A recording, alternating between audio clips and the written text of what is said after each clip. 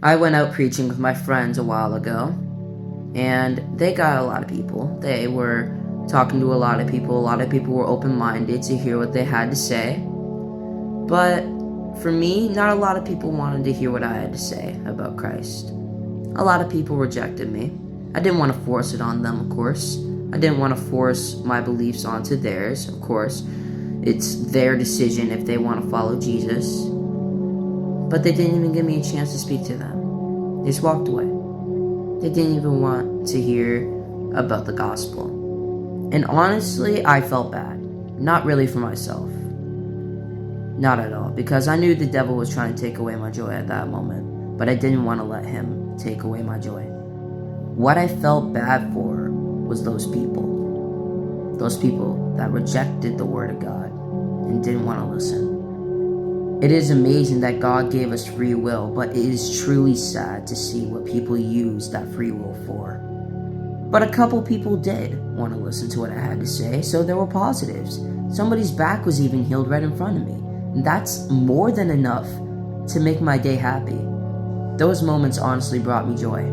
I had good conversations with a couple people. I was still happy because I was still planting seeds that day. It wasn't as many people as I wanted to, but at least there were people who actually had seeds planted, and some people actually listened. Now, I was looking back at that moment, and it reminded me of a verse that I read as I was reading through Matthew. Jesus' disciples have witnessed many miracles and have spread the gospel, and many people listened to them. But that didn't always happen, as shown here. Matthew 17, verse 14 to 20 says, "When they came to the crowd, a man came up to him and was kneeling before him. And he said, 'Lord, have mercy on my son, for he has seizures and he suffers terribly. For often he falls into the fire and often into the water.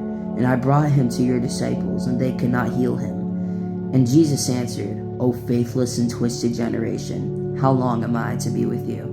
For how long am I to bear with you? Bring him here to me.' And Jesus rebuked the demon, and it came out of him, and the boy was healed instantly. Then the disciples came to Jesus privately and said, 'Why could we not cast it out?' He said to them, 'Because of your little faith. For truly I say to you, if you have faith, the size of a grain of a mustard seed, you will say to this mountain, move from here to there, and it will move, and nothing will be impossible for you.'" One part that really spoke to me was the part where it said that the disciples could not heal him. But here's the thing, Jesus did. Jesus did anyway. And as I look back at that verse, it comforted me.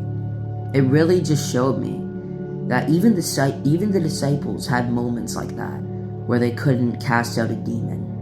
And I bet they also had moments where people wouldn't even listen to them. Heck, people like in the Roman Empire didn't listen to them, and it got them killed. But even after all that, they stood in their faith for Jesus Christ. Not just me, but all of us should be like the disciples and do what they did. Keep serving Jesus, even when things don't go your way, or even when things don't turn out the way you want them to. God will make it work. Even though the disciples didn't cast that demon out, Jesus casted it out himself. Even though some people don't want to listen to you, Jesus will still speak to them and have many more chances. They will have many more chances in their lives. It's just their choice if they want to take it or leave it.